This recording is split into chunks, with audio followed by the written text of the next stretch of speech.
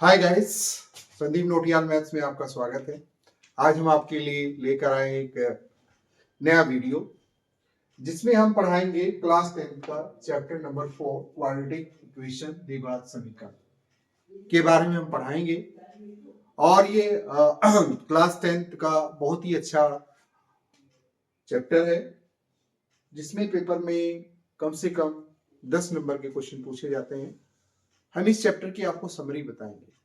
द्विघात समीकरण होता क्या है? द्विघात समीकरण ऐसा समीकरण जिसमें चर की घात अधिक कितनी हो? 2 हो। कितनी घात होनी चाहिए उसकी? 2 घात का हो, तो इसलिए इसको द्विघात समीकरण कहा गया है। द्विघात क्या होगा? 2 घात का होगा और उसके बीच में क्या होगा? समता का चिन्ह और इक्वलिटी 0 होगा, बराबर। यानी कि द्विघात समीकरण का जो मानक रूप होता है वो क्या होता है? ax square plus bx plus c equal to 0। इसके दो जितनी घात का समीकरण होता है उसके उतने ही मूल होते हैं। ये द्विघात समीकरण है हमारा, इसके 2 मूल होंगे अल्फा व बीटा। ठीक है, तो इसमें क्या होता है? 2 मूल है तो 2 मूलों का योगफल और गुणनफल भी हम ज्ञात करेंगे। कैसे? तो जो मूलों का योगफल होता है वो क्या होता है? माइनस एक्स का गुणन बटे एक्स स्क्वायर का गुणन, अर्थात यानी कि एक्स का गुणन, एक्स को किस क्रम से गुणा किया गया है उसका गुणांक को कितने गुना है, अर्थात x का गुणांक इसमें क्या है? हमारे पास b है और एक्स स्क्वायर का गुणांक हमारे पास क्या है? a है। तो इसलिए मूलों का जो योगफल हुआ alpha plus beta equal to minus b upon a हो गया। ये तो हमारा मूलों का गुणनफल हो गया बच्चों। फिर क्या हुआ? दूसरा क्या आता है? दूसरा हमारा होता है मूलों का, ये योगफल हो गया और ये होता है हमारा मूलों का गुणनफल। मूलों का गुणनफल क्या होता है? अचर पद एक्स स्क्वायर का गुणक। अचर पद हमारा क्या होता है? कांस्टेंट टर्म जिसकी वैल्यू बदलती नहीं। जितने भी नंबर्स आप पढ़ते हैं, चाहे वो हमारा सम संख्या हो, विषम संख्या हो, पूर्णांक हो और प्राकृतिक संख्या हो, इंटीजर्स हो, सभी हमारे क्या है? कांस्टेंट टर्म होते हैं, अचर होते हैं, उनकी वैल्यू बदलती नहीं है। जो चर पद होते हैं उनकी वैल्यू बदलती रहती है, उनका मान परिवर्तित होता रहता है। एक्स का मान में एक्स के यहाँ पर है, एक्स की वैल्यू में 0 1 2 3 रखकर उसका मान परिवर्तित होता रहता है, वैल्यू बदल जाएगी। तो मूलों का गुणनफल क्या हुआ? अचर पद बटे एक्स स्क्वायर का गुणन। तो इसमें अचर पद क्या है? इस समीकरण में c है और एक्स स्क्वायर का गुणन क्या है? a है। तो हमारा मूलों का जो गुणनफल हुआ c अपॉन a यू। अब हम इस द्विघात समीकरण के कैरेक्टरिस्टिक, इसके प्रॉपर्टी के बारे में पढ़ेंगे। इसके गुण क्या होते हैं, कैसे हैं। इसमें एक इसका क्या निकाला जाता है? विविधकर निकाला जाता है, डिस्क्रिमिनेंट। डिस्क्रिमिनेंट ये क्या है? हमारा डिस्क्रिमिनेंट है। इसको कैपिटल डी से प्रदर्शित किया जाता है। तो कैपिटल डी मेरा क्या है? B square minus 4ac।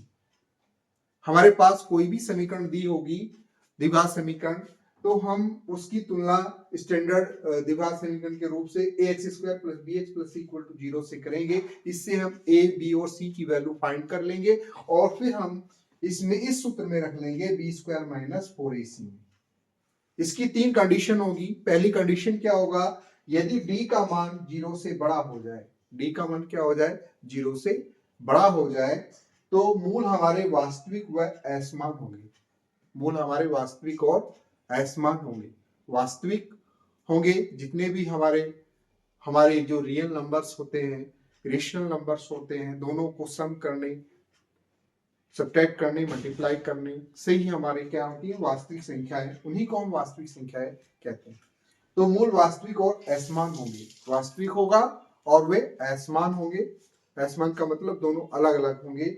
फिर दूसरी कंडीशन आती है कि d बराबर 0। d बराबर क्या है?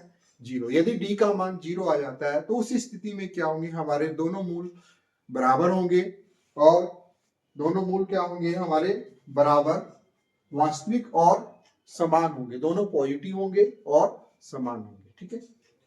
और तीसरी कंडीशन आती है d लेस देन 0। d का मान अगर लेस देन 0, 0 से छोटा आता है, अर्थात क्या आता है? निगेटिव आता है, तो हमारे मूल वास्तविक नहीं होंगे, अर्थात अधिकल्पित होंगे, वो अयोटा के रूप में आएंगे। ठीक है। ये हमारी द्विघात समीकरण की 3 कंडीशन है। इनके आधार पर ही हम उसकी प्रॉपर्टी पता कर सकते हैं। अगर डी का मान 0 से बड़ा आता है तो मूल वास्तविक और असमान होंगे। अगर डी का मान 0 आता है तो मूल वास्तविक और समान होंगे। अगर डी का मान लेस देन 0 होता है तो मूल वास्तविक नहीं होंगे, अर्थात अधिकल्पित होंगे। ठीक है, अगर हमारे मूल वास्तविक हो गए, यानी कि डी का मान 0 से बड़ा आता है, यानी कि संख्या आती है प्लस की, 0 आता है, तो हम उसको द्विघात सूत्र या श्रीधराचार्य नियम के द्वारा ज्ञात कर सकते हैं। ये हो गया alpha equal to minus b plus under root में b square minus 4ac upon 2a, और बी स्क्वायर माइनस 4ac को हम कैपिटल डी लिख सकते हैं, और ये बटे में 2a, और बीटा बराबर हो गया minus B minus under root B square minus 4ac upon 2a, और ये लिख सकते हैं minus B minus under root D upon 2a। इससे हम दोनों मूलों को ज्ञात कर सकते हैं। ठीक है, ये हमारा इससे है द्विघात सूत्र का प्रयोग करके। द्विघात सूत्र का प्रयोग वहां पर किया जाता है, कोई भी हमारे पास पॉलिनोमियल होता है, यदि उसके फैक्टर नहीं हो रहे तो द्विघात सूत्र से उसके फैक्टर किए जा सकते हैं, उसके गुणनखंड किए जा सकते हैं। और दूसरी कंडीशन ये आती है, अगर हमारे पास द्विघात समीकरण के मूल दिए हो तो उन मूलों की सहायता से द्विघात समीकरण को हमें ज्ञात करना है। तो क्या करेंगे, ये सूत्र में रख देंगे direct, x square minus bracket में alpha plus beta into x plus alpha गुणा बीटा इक्वल टू 0। अर्थात क्या हो गया, अल्फा प्लस बीटा हमारा क्या हुआ, मूलों का योगफल हुआ। उन दोनों मूलों को एक बार जोड़ देंगे, एक बार उन दोनों की गुणा कर देंगे और इस सूत्र में रख देंगे, तो हमारा क्या आ जाएगा, द्विघात समीकरण प्राप्त हो जाएगा। जैसे मैं एक एग्जांपल लेता हूं कि अल्फा इक्वल टू मेरे पास √3 है और बीटा इक्वल टू मेरे पास क्या है, -√3 है। अल्फा इक्वल टू क्या है, √3 है, और बीटा बराबर -√3 है। दो मूल प्राप्त हो गए, तो इससे हमें द्विघात समीकरण ज्ञात करना है। तो एक बार क्या करेंगे, इन दोनों को जोड़ देंगे, अल्फा प्लस बीटा बराबर क्या होगा, √3 माइनस √3, प्लस था ये माइनस की वजह से प्लस माइनस में हो गया, तो ये 0 आ जाएगा इसका मान, और अल्फा गुणा बीटा, ये दोनों मूलों की गुणा करेंगे, √3 गुणा -√3, तो मेरा √3 की गुणा √3 के साथ में करेंगे तो इसका रूट हट जाएगा, क्योंकि इसकी पावर 2 हो जाएगी, और रूट में कोई संख्या होती है उसकी करने की घात कितनी होती है, 1/2 होती है, तो उससे कट जाएगा। तो इसका मान कितना हो जाएगा बच्चों, 3 हो जाएगा। तो alpha into beta equal to -3। तो अब हम इस सूत्र में रख देंगे, तो हमारा क्या आया, x square minus alpha plus beta into x, और अल्फा इंटू बीटा बराबर 0। तो एक्स स्क्वायर माइनस मूलों का योगफल मेरा 0 आया था, तो 0 रखेंगे, और मूलों का गुणनफल -3 आया था इक्वल टू 0। तो एक्स स्क्वायर ये प्लस माइनस मेरा माइनस हो गया इक्वल टू 0, इसकी वैल्यू तो 0 थी, ये हमारे पास द्विघात समीकरण आ गई। तो अब बच्चों आपको ये ध्यान रखना है, यदि कि कोई भी आपको समीकरण दी है, अगर उसकी घात 2 है तो वो द्विघात समीकरण होगी। उसकी पहचान यही है, अगर घात 2 है तो द्विघात समीकरण होगी, और ये समता का t इक्वल टू 0 लगा होगा तो ये द्विघात समीकरण है। यदि आपको ये वीडियो अच्छा लगा हो तो इसको लाइक सब्सक्राइब करिए, और मिलते हैं नेक्स्ट वीडियो में आपको एक अच्छा टॉपिक और लेकर।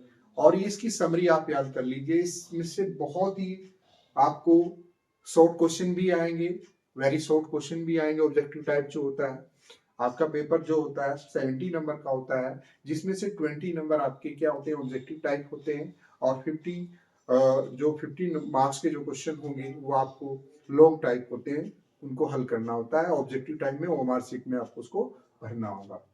तो ये इसमें से कम 2-3 क्वेश्चन आपको मिल जाएंगे, इसको ध्यान से पढ़िए, बहुत ही अच्छा टॉपिक है ये। मिलते हैं आपको नेक्स्ट वीडियो में। Thank you, bye bye.